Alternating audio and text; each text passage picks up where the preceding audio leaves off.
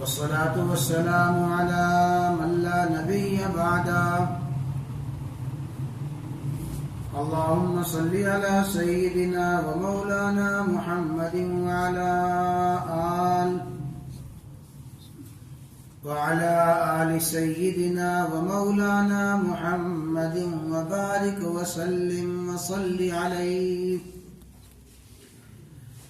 عن عائشة رضي الله تعالى عنها قالت: كان النبي صلى الله تعالى عليه وسلم إذا دخل العشر شد مئذرا وأحيا ليلا وأيقظ أهلا. وعن ابن عمر رضي الله تعالى عنهما قال: كان رسول الله صلى الله تعالى عليه وسلم يعتكف العشر الأواخر من رمضان أو كما قال.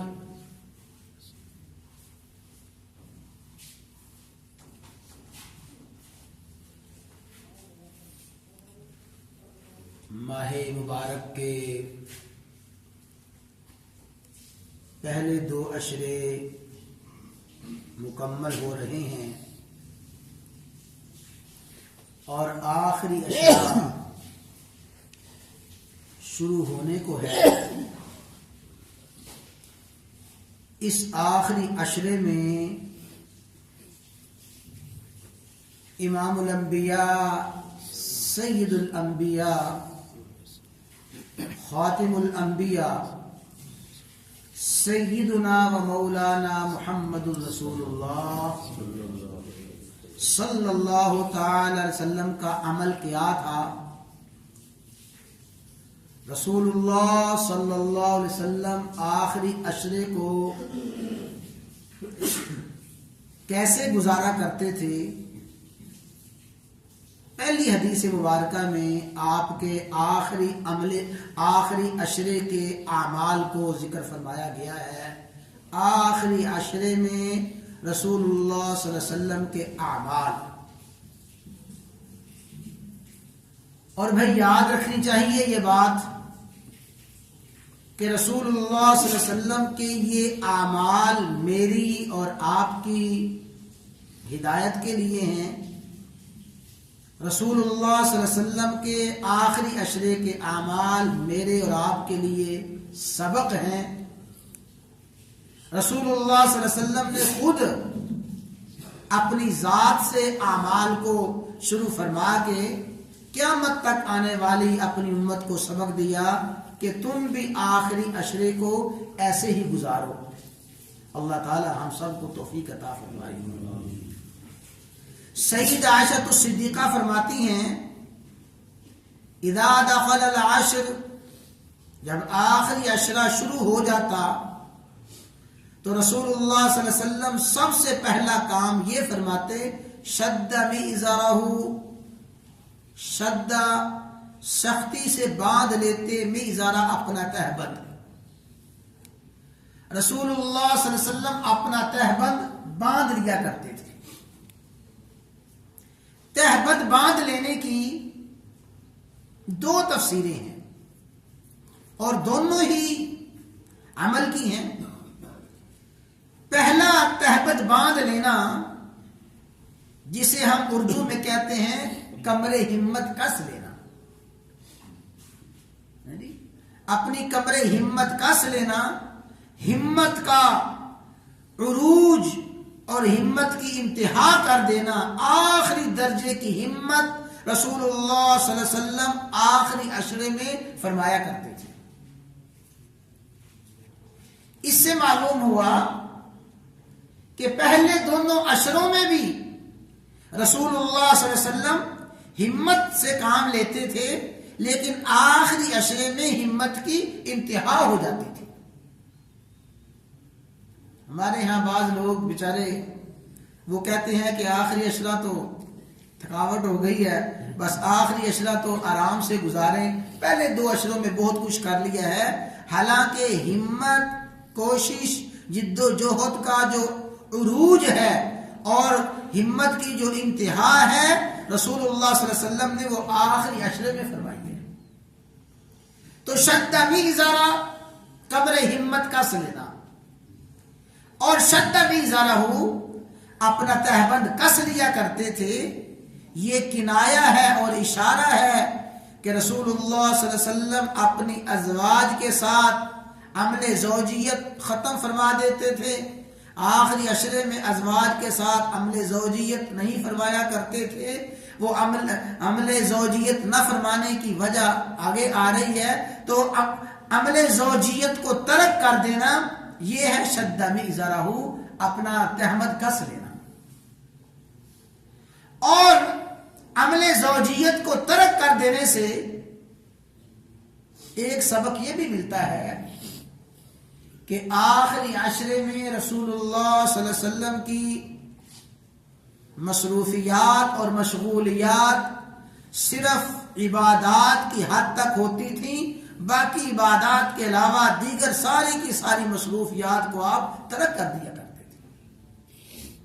تو میرے لیے آپ کے لیے سبق یہی ہے کہ جس حد تک ہو سکے اپنے ظاہری اور دنیاوی کام کاج کو محدود کریں. جو انتہائی مجبوری کے کام ہیں ظاہر ہے وہ تو کرنے ہی ہے، لیکن جن کاموں کو مؤخر کیا جا سکتا ہے، ایسے کام جو عید کے بعد کیے جا سکتے ہیں، اور ایسے کام جن کو نہ کرنا، جن کو کرنا کوئی مجبوری نہیں ہے، ان کو چھوڑ دیا جائے اور ان کو مؤخر کر دیا جائے.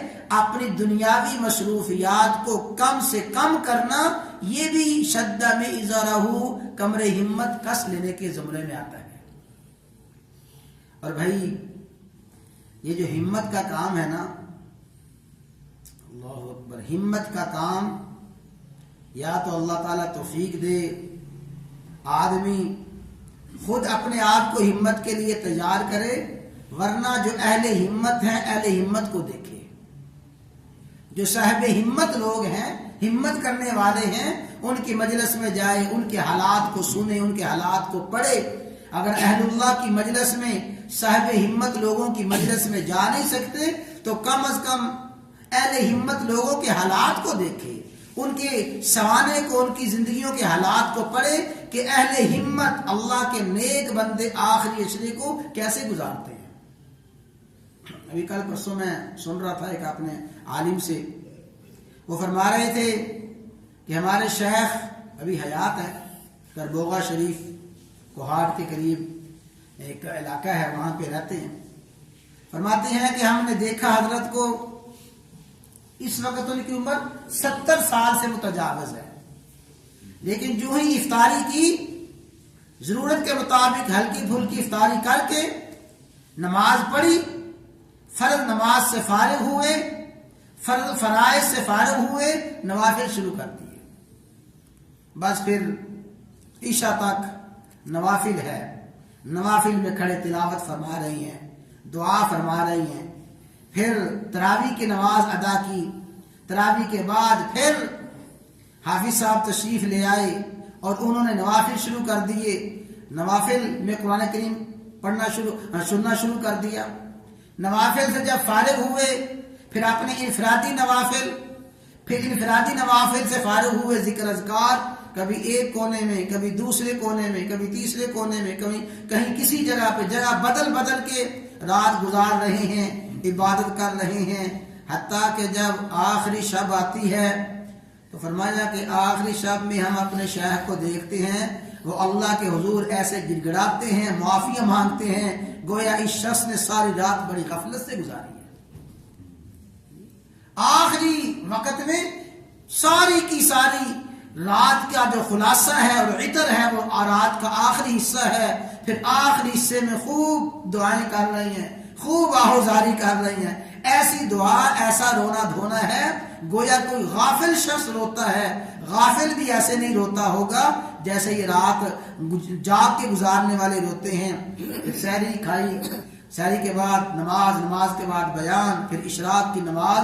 فرمایا ہم نے آخری عشرے میں ایک لمحے کے لیے نہیں دیکھا کہ حضرت ایک لمحے کے لیے اپنی کمر سے نہیں کرتے. یہ کیا ہے؟ اہل ہمت لوگ ہیں. اہل ہمت صاحب ہمت لوگوں کو دیکھ کر ان کی مجلس میں جا کے ہمت پیدا ہوتی ہے. تو رسول اللہ صلی اللہ علیہ وسلم آخری عشرے میں شد میزرہ کمر ہمت کس لیا کرتے تھے. اور دوسرا کام احیا لیلہ، اور راتوں کو احیا زندہ کرتے تھے. زندہ کرنے کا مطلب اس لیے کہ موت کو فرمایا گیا النوم، موت، نیند جو ہے، نیند موت کی بہن ہے. نیند موت کی بہن ہے، گویا سویا اور مردہ برابر ہے. تو موت نیند کی بہن ہے. احیا لیلہ، رات کو زندہ رکھنا یعنی رات کو جاگ کے گزارنا. آخری عشرے کی راتوں کو رسول اللہ صلی اللہ علیہ وسلم جاگ کے گزارا کرتے تھے. پھر آخری عشرے میں آرام اور آخری عشرے میں سونا نہ ہوتا تھا. اور تیسرا وَأَيْقَظَ أَهْلَهُ، رسول اللہ صلی اللہ علیہ وسلم اپنے اہل و عیال کو بھی جگایا کرتے تھے. ایقظہ بیدار رکھا کرتے تھے. خود بھی رات کو جاگ کے گزارتے، اپنے گھر والوں کو، اپنے اہل و عیال کو، اپنے متعلقین کو بھی کہتے آخری راتیں ہیں، نہ سونے کی راتیں نہ غفلت کی راتیں ہیں، آخری راتیں جاگنے کی راتیں ہیں، اور آخری راتیں اللہ کے حضور کھڑے ہونے کی عبادات کی راتیں ہیں. تو رسول اللہ صلی اللہ علیہ وسلم آخری عشرے میں یہ 3 کام کیا کرتے تھے. اپنا کمر ہمت کس لیتے، رات کو جاگ کے گزارتے، اپنے اہل و عیال کو بھی جگاتے. تو حضرات گرامی، جو آخری عشرہ ہے، آخری عشرہ گویا ہمت کی انتہا کا عشرہ ہے. آخری عشرہ محنت، کوشش، جد و جہد کی آخری انتہا کا عشرہ ہے. جو پہلے دونوں عشروں میں کمی کوتاہی ہو گئی، اس کی تلافی آخری عشرے میں کرنی چاہیے. اور اگر بھی دیکھا جائے، جیسے پہلے 2 عشرے پلک جھپکنے گزر گئے، پتہ ہی نہ چلا یہ 20 دن 19 دن کیسے گزر گئے ہیں. آخری عشرہ اس سے بھی جلدی گزرے گا. تو آخری عشرے میں گزر جانا ہے. رسول اللہ صلی اللہ علیہ وسلم نے جیسے گزارا ایسے گزارا جائے تو تب مزہ ہے.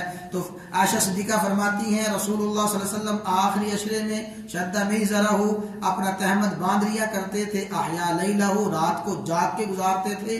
ایقظ اہلہ، اپنے اہل و عیال کو بھی جاگنے کا حکم دیا کرتے تھے. دعا ہے اللہ تعالیٰ مجھے آپ کو آخری عشرہ ایسے ہی گزارنے کی توفیق عطا فرمائے.